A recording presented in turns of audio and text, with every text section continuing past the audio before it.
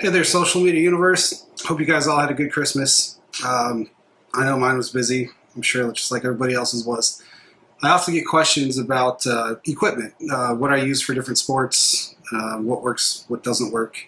So I wanted to put together just a quick video, excuse me, just getting over a cold, of what I'll be taking to Detroit with me tomorrow to photograph the Blue Devils.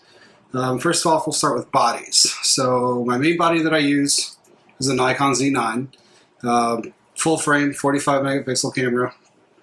Can shoot up to 120 frames per second, which I don't, because then you spend all day editing and picking out photos. The second body that I carry is the Nikon Z8. It has the exact same specs as the Z9, except for it does not have a built-in battery grip, which is nice. I keep this slung on my side. It weighs less. And I also run smaller lenses on that body. Ideally, with gyms that have good lighting, which is not many of them up here, you can get away with running a 24-70 2.8 and the 70-200 2.8. Those are going to be your main indoor sports lenses that you're going to want to use when you can. 2.8 is going to be an absolute minimum for the light that's going to be allowed in. Anything higher than that, your variable aperture zoom lenses you get, your kit lenses you get with cameras, is not going to let enough light in. It's just going to be incredibly too slow. You'll never get bright, sharp, crisp, and clear photos. So I'll probably be running these two down at Little Caesars Arena tomorrow. What I use here at home and all of our other gyms up north, actually I switched over to primes. So I use the 85 1.2, which is incredibly fast. It lets in a ton of light, just a superior piece of glass. And then on the other camera body, I run a 135 1.8, also known as Nikon's Plena lens. Another fantastic lens. It's the fastest lens that you can get at the 135 focal length. It may not seem like a lot compared to 2.8, but you're well over a stop difference in light, and that's the difference from shooting at ISOs 8,000 to being able to shoot at 3,200 or 4,000.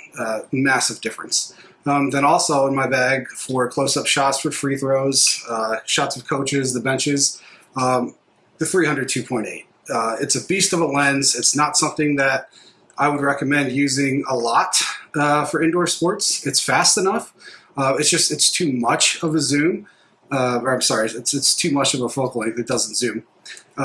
So everything's going to be really tight. But for the certain shots that you want to get of the athletes that you're covering, or the coaches, or the officials, or whoever, that's how you're going to get your up close, more intimate shots from across the court. I like to use that for when they're doing the national anthem and stuff like that. So that's basically going to sum up my kit for indoor sports. Hockey, volleyball, mostly the same way.